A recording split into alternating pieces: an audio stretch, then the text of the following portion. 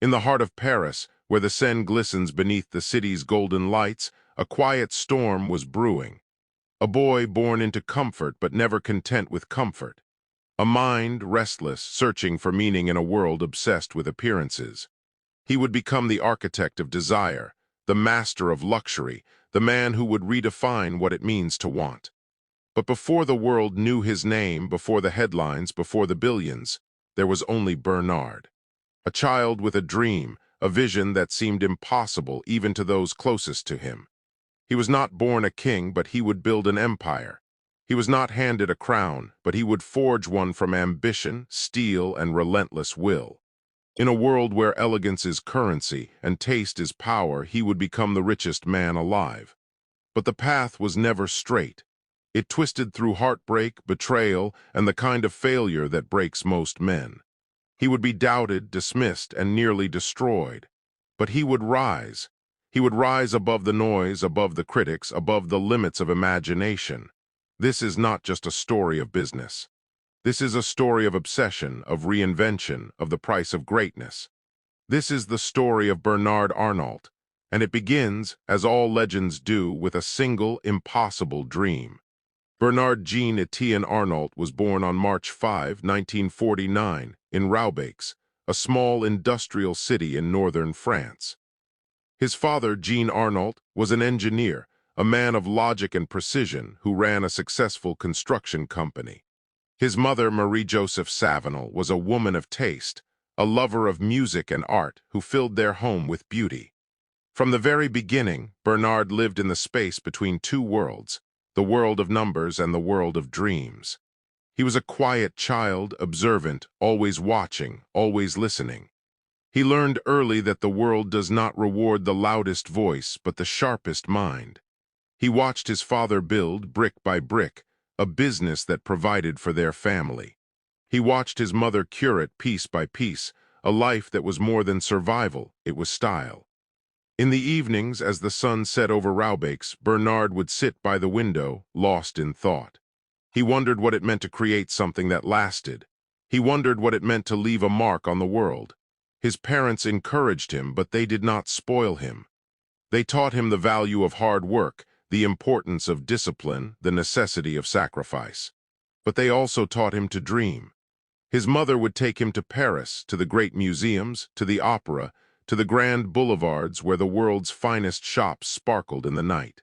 She would whisper to him, "Bernard, beauty is not a luxury, it is a necessity." He never forgot those words. He carried them with him like a secret code, a compass pointing toward a future he could not yet see. At school, Bernard excelled. He was not the most popular, but he was the most determined. He devoured books, not just on business, but on art, architecture, history. He wanted to understand how the world worked and how it could be changed. He was fascinated by the great builders of the past, the men who had shaped cities, industries, empires. He wondered if he could be one of them. But in Roubaix, dreams like that seemed far away. Most people were content with what they had. But Bernard was not most people. He wanted more, not just for himself, but for the world. He wanted to create something that would outlast him. He wanted to build a legacy.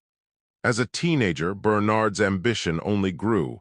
He watched his father struggle with the ups and downs of business. He saw the toll it took, the sacrifices it demanded. But he also saw the pride in his father's eyes when a project was finished, when a building stood tall against the sky. He understood even then that greatness is not given. It is earned through sweat, through pain, through relentless effort. He began to dream of Paris, of the world beyond Roubaix. He wanted to see what was possible. He wanted to test himself against the best. He applied to the École Polytechnique, the most prestigious engineering school in France. It was a long shot, but Bernard was never afraid of long shots.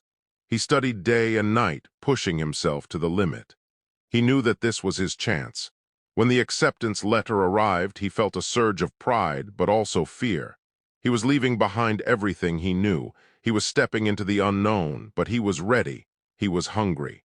He was determined to make his mark. At École Polytechnique, Bernard found himself surrounded by brilliance. The competition was fierce, the pressure intense. But Bernard thrived. He was not the loudest, but he was the most focused. He learned to think like an engineer, to solve problems, to see the world as a series of challenges to be overcome. But he never lost his love for beauty, for art, for the intangible things that make life worth living. He began to see that the greatest achievements are those that combine logic and imagination, discipline and passion. He began to dream bigger. He began to imagine a life that was not just successful, but significant. After graduation, Bernard returned to Roubaix. His father's business was waiting. It was not glamorous, but it was real. It was a foundation, a place to learn, to grow, to prove himself. Bernard threw himself into the work. He learned every aspect of the business from the ground up. He listened to the workers, to the clients, to the market. He saw opportunities where others saw obstacles.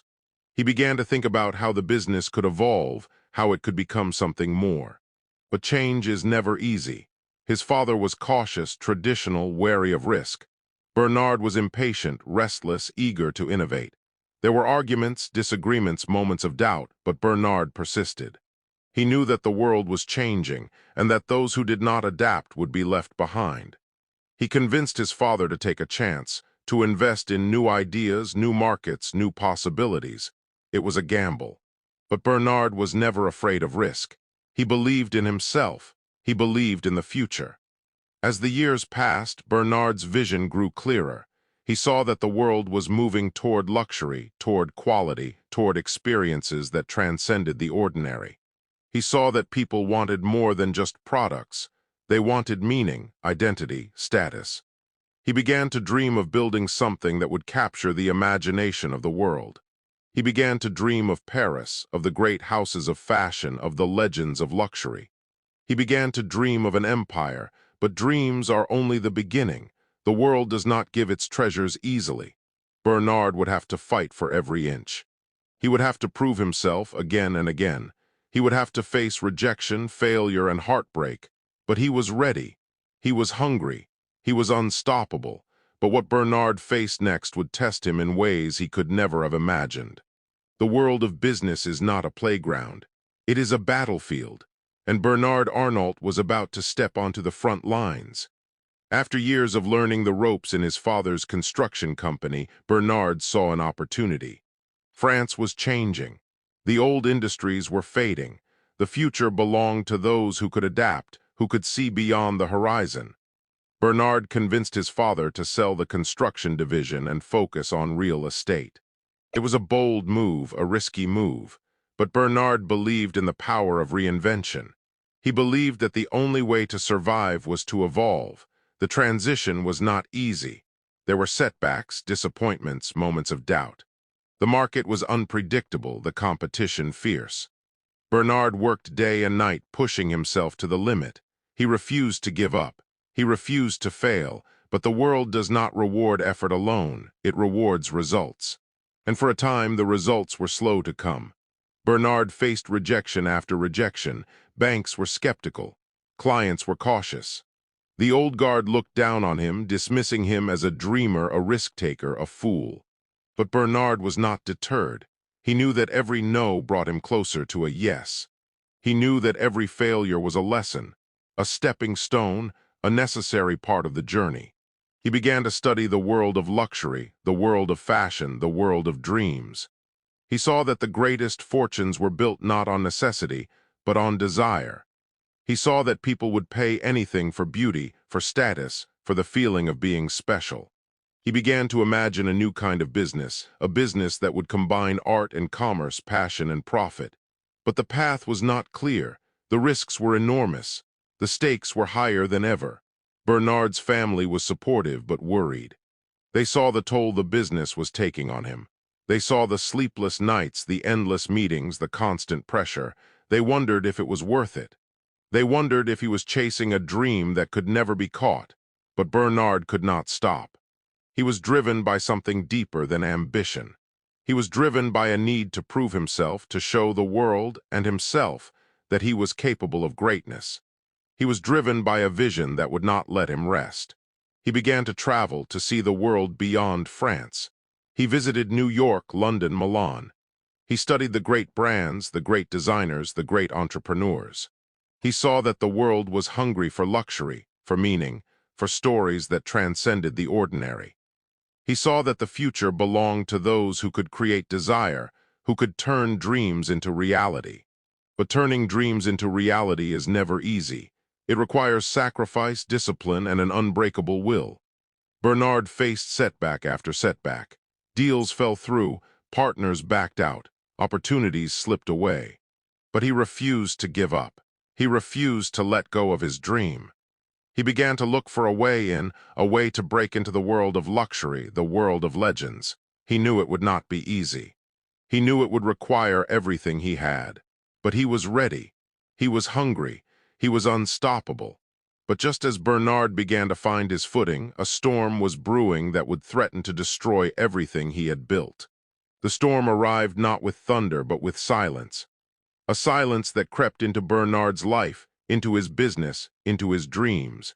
It was the silence of doors closing, of opportunities vanishing, of hope slipping through his fingers. In the early 1980s, France was in turmoil. The economy was faltering. Old industries were collapsing. The world Bernard had known was changing, and not for the better. His real estate ventures, once promising, began to falter. Projects stalled. Investors grew nervous. The banks, once eager to lend, now demanded their money back. Bernard felt the weight of failure pressing down on him. He had convinced his father to take a risk, to bet everything on a new future. Now that future seemed to be crumbling. He watched as years of work, years of sacrifice, threatened to disappear overnight. He tried to hold it together. He worked harder than ever, searching for solutions, for lifelines, for any way out. But the harder he tried, the more elusive success became. He faced rejection after rejection, setback after setback. Each failure cut deeper than the last. His family felt the strain. His father, once proud, now looked at him with worry, with doubt. His mother, always supportive, tried to comfort him, but even she could not hide her fear. Bernard felt alone, isolated, trapped in a nightmare he could not escape. He questioned everything. Had he made a terrible mistake? Had he led his family down a path of ruin? Was he chasing a dream that would never come true? The world of business can be cruel. It does not care about your dreams, your sacrifices, your intentions. It cares only about results. And for Bernard, the results were devastating.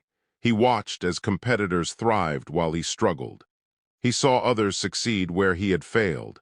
He wondered if he was cut out for this world, if he had what it took to survive. But even in the darkest moments, Bernard refused to give up. He refused to let failure define him. He knew that every great success is built on a foundation of failure. He knew that the only way out was through. He began to look for new opportunities, new ways to reinvent himself, to turn failure into fuel. He studied the market, searching for cracks, for openings, for any chance to start again. And then, in the midst of despair, he heard a whisper, a rumor of a company in trouble, a legend on the brink of collapse. It was called Boussac. Boussac was a giant, a titan of French industry. It owned Christian Dior, the crown jewel of French fashion. But Boussac was dying, crippled by debt, mismanagement, and scandal. The government wanted to save it, but no one wanted the job.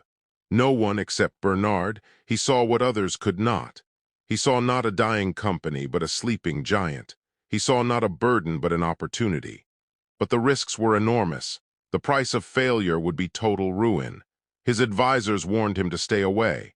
His friends begged him to reconsider, but Bernard was not afraid. He was desperate. He was determined. He made his move. He negotiated with the government, with the banks, with the unions. He fought for every inch, every concession, every chance to save Boussac and himself.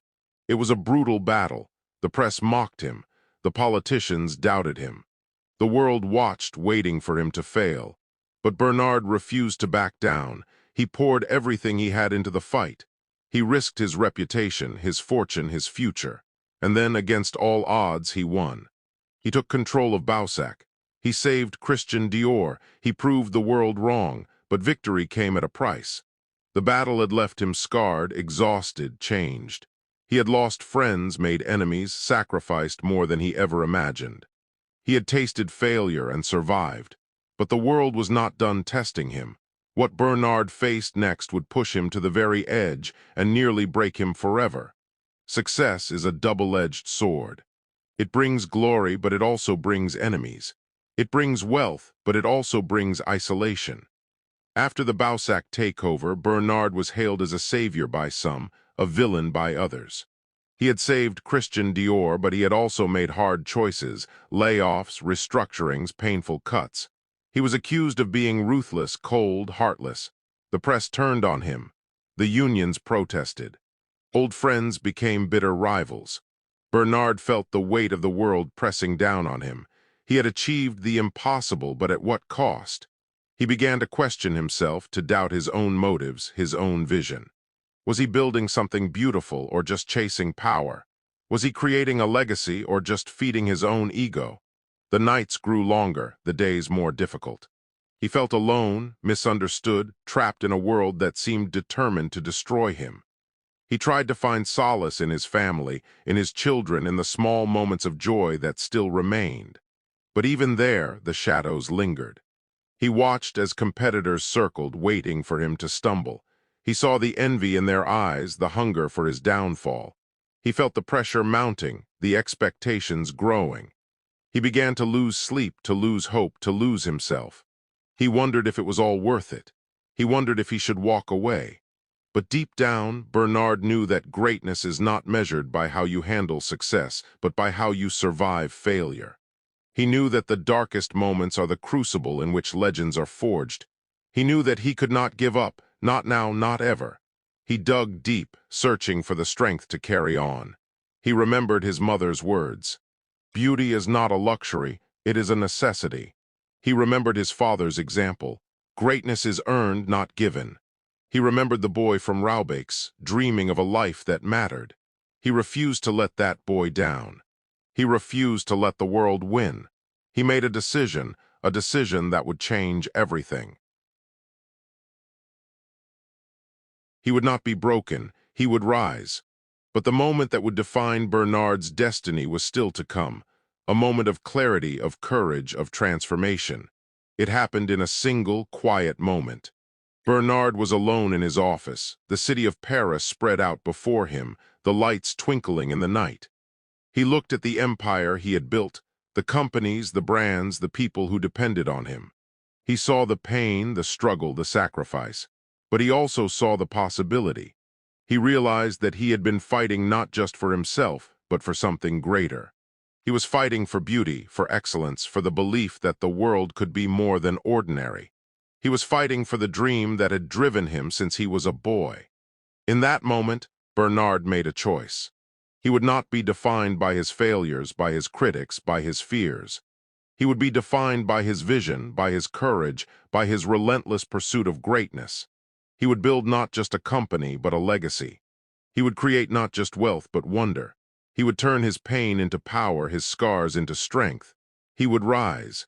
He began to see the world with new eyes. He saw opportunities where others saw obstacles. He saw potential where others saw problems.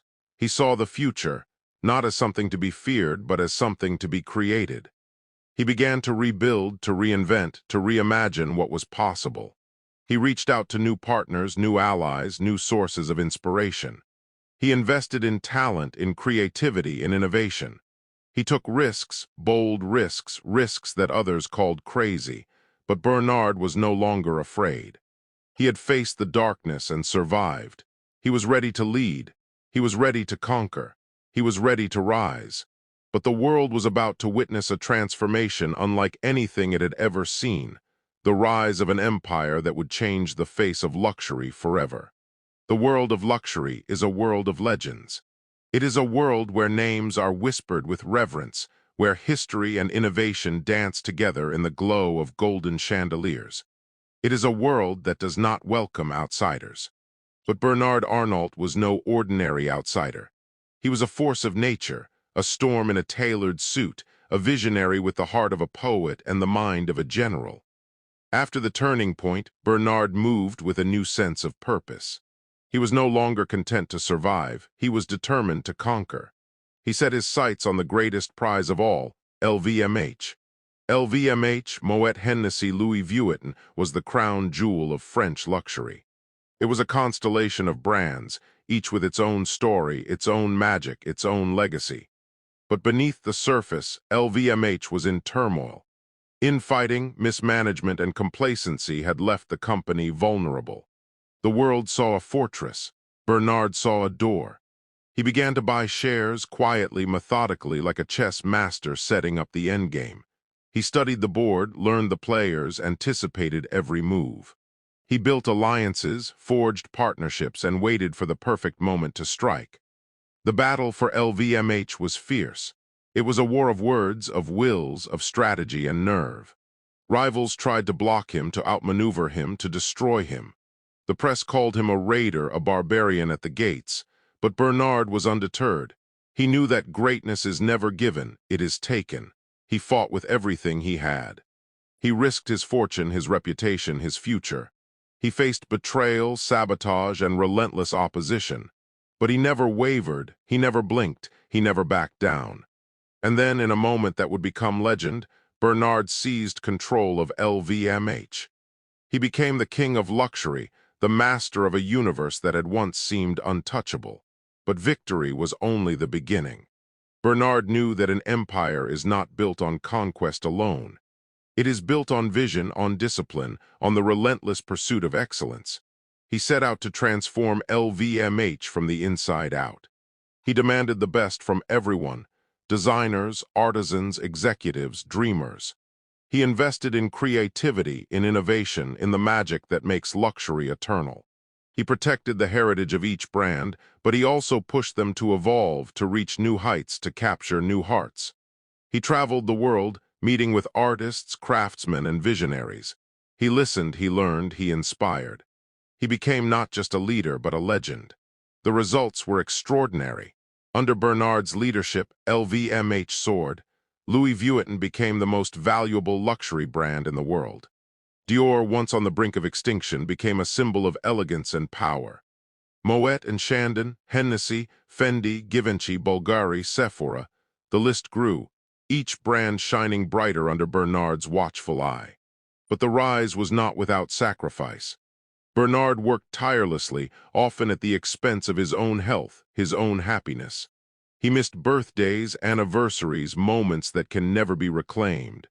He faced criticism, envy, and relentless scrutiny, but he pressed on. He knew that greatness demands everything.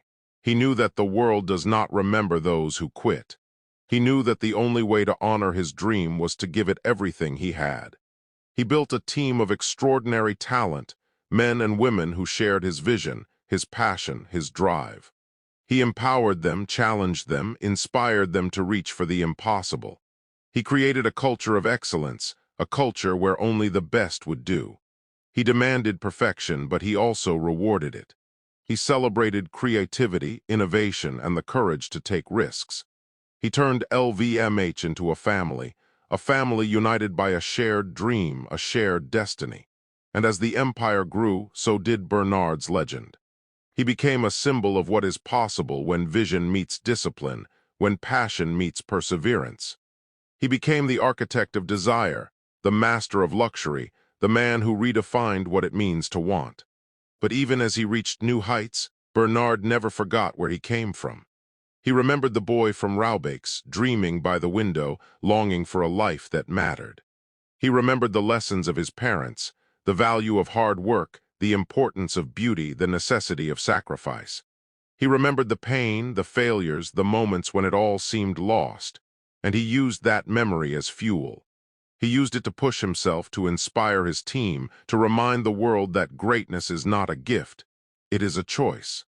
He made that choice every day. He made it in the boardroom, in the atelier, in the quiet moments when no one was watching. He made it when he was tired, when he was afraid, when he was tempted to give up.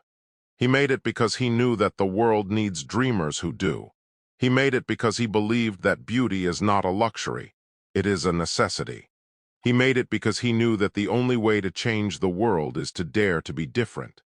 But as Bernard's empire soared to unimaginable heights, new challenges emerged, challenges that would test not just his business, but his very soul. Success is a mountain with no summit. Every peak reveals another higher still, shrouded in clouds and doubt. For Bernard Arnault, the conquest of LVMH was not the end. It was the beginning of a new, even more audacious journey. He stood at the helm of a luxury empire, but he saw not a finished masterpiece, but a canvas waiting for new colors, new stories, new dreams. He was not content to rest on the laurels of Dior or Louis Vuitton. He wanted to build something that would outlast him, something that would shape the very soul of luxury for generations to come. He began to expand, to acquire, to weave together the greatest tapestry of brands the world had ever seen. He moved with the precision of a surgeon and the vision of an artist. He saw value where others saw risk. He saw potential where others saw only the past. He brought Fendi into the fold, then Givenchy, then Bulgari, then Sephora. Each acquisition was a battle, a test of nerve and strategy. Competitors circled, governments scrutinized, the press speculated. But Bernard moved quietly, relentlessly, always 3 steps ahead. He understood that luxury is not just about products. It is about emotion, about identity, about the stories we tell ourselves. He invested in heritage, in craftsmanship, in the artisans whose hands turned raw materials into objects of desire. He protected the soul of each brand, even as he pushed them to innovate, to evolve, to capture the hearts of a new generation. He built temples to beauty, flagship stores in the world's greatest cities, each one a celebration of art, architecture, and imagination. He turned shopping into theater, into experience, into memory. He understood the power of scarcity, of exclusivity, of the whisper that says, "This is not for everyone." He made luxury aspirational, but never unattainable. He made it a dream that anyone could chase, even if only for a moment. He invested in people, designers, marketers, visionaries. He gave them freedom, but also demanded excellence. He believed that the best ideas come from those who dare to challenge the status quo. He was not afraid to take risks. He launched new lines, new products, new collaborations. Some failed, most soared. He watched as LVMH became a global powerhouse, its brand synonymous with elegance, innovation, and desire. He watched as the world's elite clamored for a piece of his empire, as celebrities, royalty, and tastemakers became ambassadors for his vision. He became the richest man in France, then in Europe, then in the world. But wealth was never the goal. It was a byproduct, a measure of the value he had created, the dreams he had made real. He used his influence to shape culture, to support the arts, to champion creativity. He funded museums, galleries, foundations. He believed that beauty is a gift to be shared, not hoarded. He faced criticism, envy, resistance. Some called him ruthless, others called him a genius. He listened, he learned, but he never let the noise drown out his vision. He weathered storms, economic crises, changing tastes, global pandemics. Each time he adapted, he innovated, he led. He taught his children the value of hard work, the importance of humility, the necessity of giving back. He prepared them to carry the torch, to honor the legacy, to build on the foundation he had laid. He never forgot the lessons of his youth, the discipline of his father, the passion of his mother, the dreams of a boy from Roubaix. He built an empire, but he also built a family, a culture, a movement. He became a symbol of what is possible when vision meets action, when dreams meet discipline, when the impossible becomes inevitable. He inspired a generation of entrepreneurs, artists, and dreamers. He showed the world that greatness is not a destination, but a journey that never ends. He became the architect of desire, the master of luxury, the man who redefined what it means to want. But even as his empire reached new heights, Bernard knew that the greatest challenge was yet to come. Because in the shadows of every empire there are threats, threats that can destroy everything in a single heartbeat. Legacy is not built in a day. It is built in the quiet moments, in the choices no one sees, in the sacrifices no one remembers. Bernard Arnault's legacy is not just the brands he saved or the empire he built. It is the mindset he lived by, the philosophy that guided every decision, every risk, every triumph. He believed in discipline, the discipline to show up, to do the work, to never settle for less than excellence. He believed in curiosity, the curiosity to ask questions, to challenge assumptions, to seek out new ideas. He believed in resilience, the resilience to face failure, to learn from mistakes, to rise stronger every time he fell. He believed that beauty is not a luxury, it is a necessity, that art and commerce are not enemies but partners, that the greatest achievements are born from the marriage of logic and imagination. He taught his children, his team, his followers that success is not about luck or talent. It is about grit, about perseverance, about the willingness to do what others will not. He lived by habits, early mornings, relentless focus, constant learning. He read voraciously, traveled widely, listened deeply. He surrounded himself with people who challenged him, who inspired him, who pushed him to be better. He never stopped dreaming, never stopped building, never stopped believing that the best was yet to come. He gave back to his family, to his community, to the world. He believed that true wealth is measured not by what you have, but by what you give. He left a mark not just on business, but on culture, on art, on the very fabric of society. He became a legend not because he was perfect, but because he was relentless. He showed the world that greatness is possible, for anyone from anywhere at any time. He showed the world that the only limits are the ones we accept. He showed the world that the future belongs to those who dare to dream and dare to do. But even legends must face the final test, the test of time, of memory, of meaning.